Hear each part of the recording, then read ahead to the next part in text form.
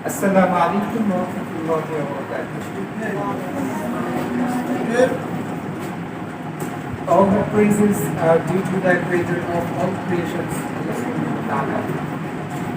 We send blessing and salutations upon the greatest man ever in the world, dear Prophet sallallahu alaihi wasallam, his family and all of his companions.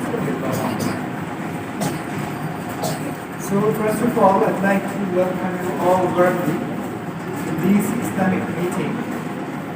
And in the first time, we celebrated and we talked about how to be a good student. And today, we will talk about that the different kinds of persons which were famous in the history. How were they? So, সর্বপ্রথম আল্লাহ রাব্বুল আলামিনের শুকরিয়া আদায় করি, যিনি আমাদেরকে আজকের এই ইসলামী তারবিয়তি মজলিসে উপস্থিত হওয়ার তৌফিক দান করেছেন। সবাইকে আলহামদুলিল্লাহ। তো স্বাভাবিক বয়ানও হয়, ইংলিশ বয়ানটা কেন হচ্ছে? কারণ ভবিষ্যতে আমাদেরকে ইংরেজি শিখতে হবে। রাসূল সাল্লাল্লাহু আলাইহি ওয়াসাল্লাম পৃথিবীতে প্রেরিত হয়েছিলেন সারা বিশ্বে ইসলাম প্রচার করার জন্য। তাই আমাদেরকেও সারা বিশ্বে ইসলাম প্রচার করতে হবে। সবাই না হইলেও কিন্তু একটা দল দেখতে হবে যারা সারা বিশ্বে ইসলাম প্রচার করে। তো সেই লক্ষ্যে আমাদেরকে ইংরেজিটাও শিখতে হবে পরবর্তীতে।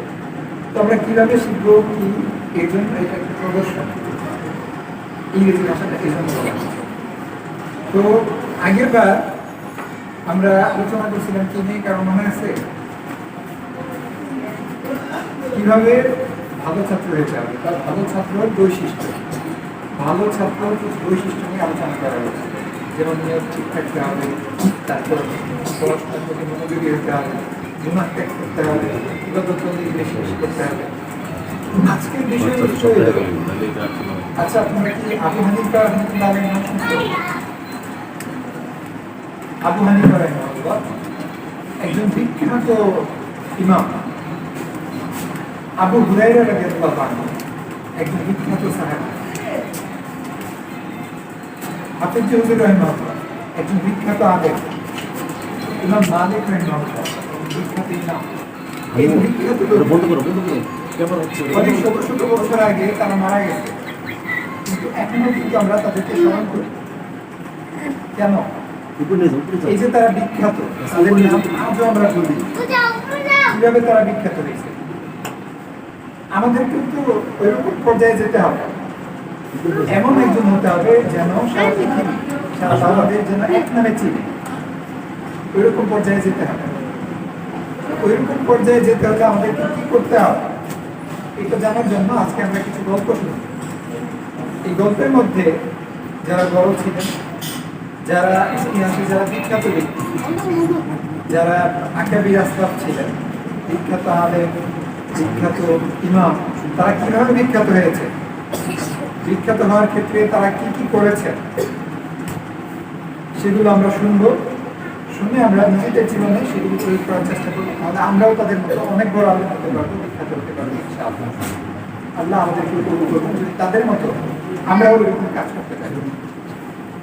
তো শুনতেই আমরা আবু হানিফা রাহমাতুল্লাহ আলাইহির কিছু বৈশিষ্ট্য জানি, তিনি কি কি করতেন। So the great Imam Abu Hanifa rahmatullah alayhi was the founder and the leader of a great mazhab, Hanafi. So how was that possible? And he had become very much famous for his great duty. And he never in his life he spread his legs towards the house of his teachers. And he was open up from Isha to Fajr in at least 2 years. Thus, that Imam has become very much famous and very much familiar and super eminent to us in our society. Abu Hanifa রাহমাতুল্লাহ আলাইহি। আচ্ছা, আমরা উস্তাদের খেদমত করি, কিন্তু উস্তাদকে আমরা কতটুকু সম্মান করি? দেখা যায় ক্লাসে উস্তাদ বসে আছে, বয়ান করতেছে বা পড়া শুনতেছে, সামনে আমরা কথা বলা শুরু করি, কোনো রকম আদর নেই। এরপর উস্তাদ হয়তো ঘুমাইছে, ঘুমের সময় আমরা গল্প করতেছি, হুজুরের ঘুমের ডিস্টার্ব হচ্ছে, বেয়াদবি হচ্ছে। মানে আমরা আদব অনেক সময় রক্ষা করতে পারি না, আর বেয়াদবি হয়। আর আবু হানিফা রহমতুল্লাহ আলাইহি কি করতেন, কিভাবে এত বড় আলেম হলেন? আবু হানিফা রহমতুল্লাহ আলাইহি তার জীবনে কখনো তার উস্তাদের বাড়ি যেদিকে ছিল, ধরো একজন শিক্ষকের বাসা এইদিকে, আবু হানিফা রহমতুল্লাহ আলাইহি কখনো পূর্ব দিকে, আবু হানিফা রহমতুল্লাহ আলাইহি কখনো পূর্ব দিকে পা দিয়ে ঘুমাতেন না। শিক্ষককে অপমান করবেন বা বেয়াদবি তো দূরের কথা, কখনো শিক্ষকের বাড়ি যেদিকে ওইদিকে পা দিয়ে ঘুমাবেন না।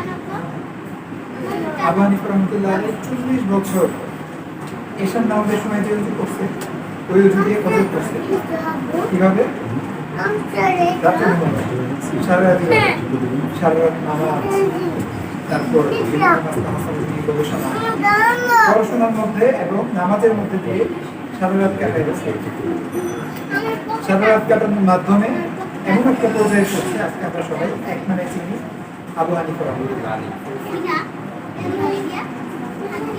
এখন আমরা ইমাম বুখারী রহমতুল্লাহ আলাইহি, সহিহ বুখারী আমরা সবাই নাম শুনছি, বিখ্যাত হাদিসের কিতাব। এই যে সহিহ বুখারী, ইমাম বুখারী এত বড় একজন ব্যক্তি, কিভাবে এত বড় ব্যক্তি হইলেন? It's narrated in different groups that the great leader of Hadith, Imam Bukhari rahimahullah, whenever slept in the night, he woke up at least 20 times and remembered Hadith and read Hadith and thought about Hadith, that what will be the meaning of that Hadith and will they choose that Hadith from a Rawi or not? Or how is the Rawi? Should I choose the Hadith or not? And so on. Thus, the great person has become Imam Bukhari. Imam Bukhari রহমতুল্লাহ আলাইহি কিভাবে এত বড় একটা মানুষ?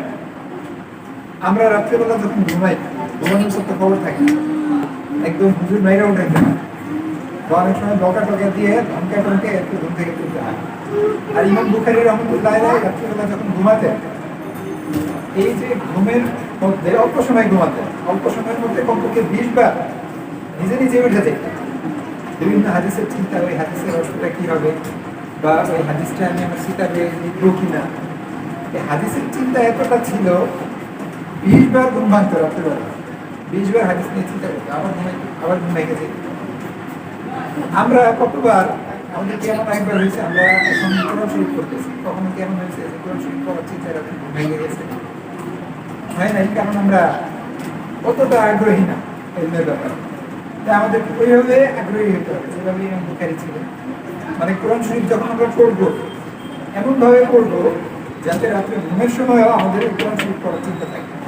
সবসময় আমাদের মাথায় থাকবে কিভাবে আমরা কোরআন শরীফ পড়বো, কিভাবে আমরা এই করবো। ইমাম বুখারী রাহমাতুল্লাহ আলাইহির কথা বললাম, ইমাম আবু হানিফা রাহমাতুল্লাহ কথা বললাম একটু আগে, সারা রাত ইবাদতবন্দি করতেন। আর আমরা কতটুকু ইবাদতবন্দি করি? 5 ওয়াক্ত নামাজ হয়তো অনেকে ঠিকমতো অনেকের হয়তো পড়া হয় না, গাফলতি থেকে যায়। কিন্তু এর জন্য তো কিয়ামতের দিন আল্লাহ রাব্বুল আলামিন ধরবেন। কিয়ামতের দিন আল্লাহ রাব্বুল আলামিন কিয়ামতের সময় যখন সূর্য থাকবে মাথার 2.5 হাত উপরে, তখন জমিন হবে তামার, গরমে মাথার মগজ পড়তে থাকবে। ওই সময় নামাজের ব্যাপারে আল্লাহ রাব্বুল আলামিন নামাজীদেরকে বলবেন সিজদা করতে। যারা দুনিয়াতে নামাজ পড়ে নেই তারা সিজদা করতে পারবে না। এগুলো আমাদের মাথায় রাখতে হবে, মাথায় রেখে ঠিকমতো ইবাদত করতে হবে। আর ইবাদত বন্দেগী যদি আমরা ঠিকমতো করতে পারি, ঠিকমতো যদি পরিশ্রম করতে পারি, ঠিকমতো ইলমের জন্য যদি চেষ্টা করতে পারি, ক্লাসে করতে একটু কষ্ট হয়, দেখা গেছে 1 ঘন্টা পড়ার পর আর পড়তে মন চায়, কিন্তু কষ্ট করে পড়তে হবে।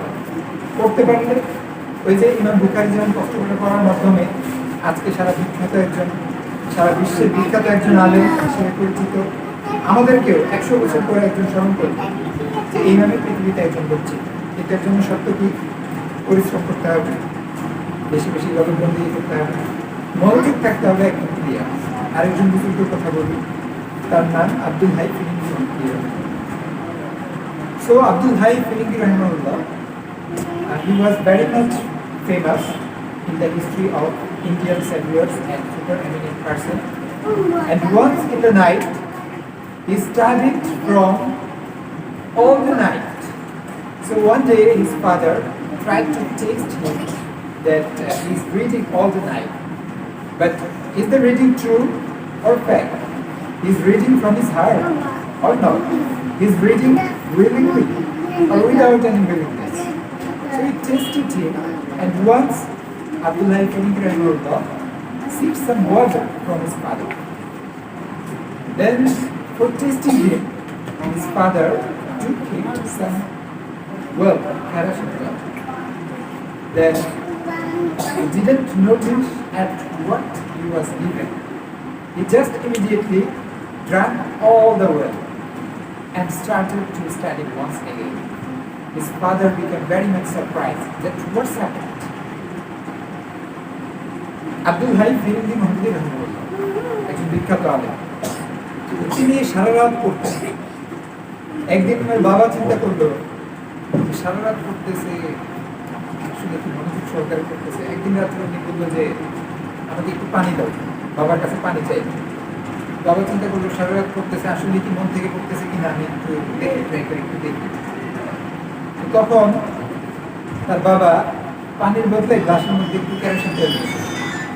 গ্লাস ভরা কেরোসিন তেল নিয়ে সামনে দিচ্ছে যে দেখি কতটুকু মনোযোগ দিয়ে পড়তেছে, সে খেয়াল করে কিনা যে আসলে কি।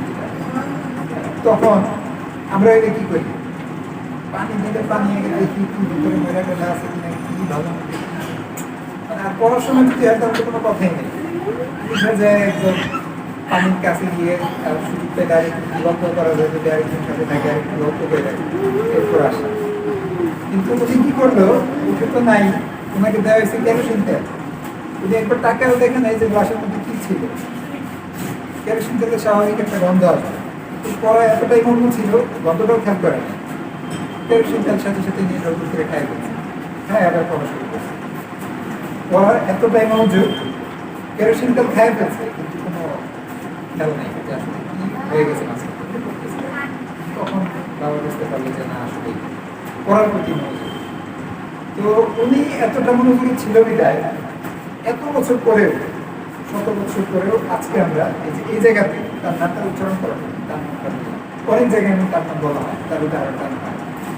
এত বছর পরেও একজন মানুষকে মানুষ স্মরণ করতেছে, তার নাম মানুষ বলতেছে কেন? ওই যে কঠিন পরিশ্রম। তাহলে আমরাও যদি এভাবে কঠিন পরিশ্রম করতে পারি তাহলে আমাদের নামও সবাই নেবে। হাফিজ হুজুর রহমাতুল্লাহ কাছের একটা উদাহরণ দিই।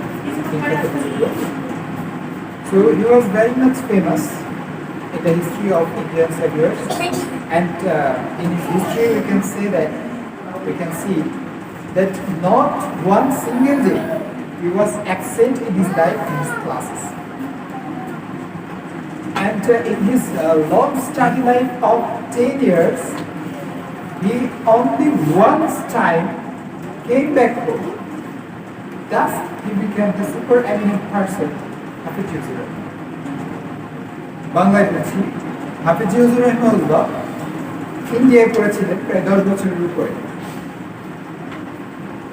এই 10 বছরের জীবনে, 10 বছরের শিক্ষা জীবন একটা ক্লাসে উনি অনুপস্থিত থাকেন। আর আমরা তো সুযোগ পাইলে একটু যদি মাথা ব্যথা হয় বা না হইলেও বাসায় কোনো পেশন আসছে বা কিছু হয়েছে, সাথে সাথে হুজুরকে ফোন দিয়ে বলে দেওয়া হয়, গার্জিয়ানের কাছে বলা হয় যে বলে দাও অসুস্থ যাও না। কিন্তু উনি 10 বছরে একবারও ক্লাস মিস দেয়নি। ইন্ডিয়া থেকে বাড়িতে আসছে একবার মাত্র, তাও খুব বিশেষ প্রয়োজন। 10 বছরে একবার বাড়িতে আসছে, আর আমরা তো দিনে কয়েকবার যাই। তাই আমাদেরকে এই ব্যাপারগুলো লক্ষ্য রাখতে হবে যে আসলে আমরা হাফিজ হওয়ার জন্য কতটুকু চেষ্টা করতেছি। যতটুকু চেষ্টা করবো ততটুকুই পাবো। যদি খুব চেষ্টা করি, খুব পরিশ্রম করি তাদের মতো, আমাদের যদি খুব মনোযোগ থাকে পড়ার প্রতি, আব্দুল ভাই ফিরিন্দি মহম্মদ যেমন কেরোসিন তেল খেয়ে গেছে, আমাদের কেরোসিন তেল খাওয়ার দরকার নেই, পানি খাবো, কিন্তু পড়ার প্রতি যদি মনোযোগটা এরকম থাকে, পড়ার সময় মাথায় থাকবে শুধুই পড়া। কখন একটু স্টেশন দিয়ে যাবো, গল্প করবো, কখন একটু পানি খাবো, কখন বাসায় যাবো, বা বিকেল হয়ে যে খেলবো, আগ থেকেই চিন্তা করা শুরু করি যে ওভারের প্রথম বলে মারলাম একটা 6, দ্বিতীয় বলে মারলাম একটা 4, ওই চিন্তাগুলো পড়ার মধ্যে আনা যাবে না।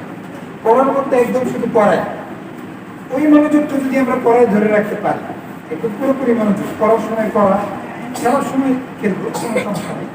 পড়ার সময় করতে হবে কোনো মনোযোগের সাথে, একটু কষ্ট তো হবে, একটু পরিশ্রম যদি আমরা করতে পারি, তাহলে আজকে যাদের কথা আমরা বললাম, ভবিষ্যতে আমাদের কথাও এভাবে ভবিষ্যৎ প্রজন্ম যারা তারা বলবে, আমরাও এরকম বড় হইতে পারবো। তাহলে আজকে দেশের মূল কথাটা আমি বাংলায় বলছি। মূল কথা হলো, ইতিপূর্বে যারা বড় হয়েছে, যারা বিখ্যাত বড় আলেম হয়েছেন, হাফেজ হয়েছেন, তারা কষ্টের মাধ্যমে বড় হয়েছে। কষ্ট করে উস্তাদের খেদমত করেছেন, কষ্ট করে সকালে ঘুম থেকে উঠেছেন ফজরের আগে। তাই আমরা যখন ফজরের আগে ঘুম থেকে উঠি, তখন আমরা মনে খুব ভালো, মন খারাপ করবো। কারণ আজকে আমরা যদি ফজরের আগে একটু কষ্ট করে ঘুম থেকে উঠে করতে পারি, তাহলে ভবিষ্যতে আমাদের উপকার, ভবিষ্যতে আমরা শান্তিতে থাকতে পারবো, সুখে থাকতে পারবো। একটু কষ্ট করতে হবে, একটু চেষ্টা করতে হবে, পড়ার প্রতি আরেকটু মনোযোগী হতে হবে। পড়ার সময় অন্য কোনো কিছু খেলার চিন্তা, বাসায় যাওয়ার চিন্তা করা যাবে না, বাসায় গিয়ে থাকা যাবে না, অ্যাবসেন্ট করা যাবে না, ক্লাসে সঠিক সময় উপস্থিত থাকতে হবে। ক্লাসে পূর্ণ মনোযোগের সাথে যদি আমরা একটু কষ্ট করে করতে পারি, তাহলে আমরাও অনেক বড় আলেম হতে পারবো, সারা পৃথিবীতে কোরআন ও হাদিসে খেদমত করতে পারবো। তাই আমাদেরকে কি করতে হবে? পরিশ্রম করতে হবে, পরিশ্রম করে ইবাদতবন্দেগি করতে হবে, পরিশ্রম করে করতে হবে এবং কষ্ট করে পড়ার প্রতি একটু মনোযোগটা পড়ার প্রতি রাখতে হবে, অন্যদিকে মনোযোগ দেওয়া যাবে না।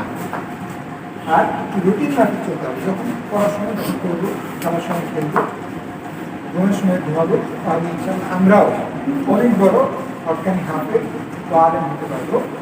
وفقني الله تعالى جميعا أن نكون عالما محققا وحافظا محققا. والسلام عليكم ورحمة الله وبركاته، وآخر دعوانا الحمد لله. آمين.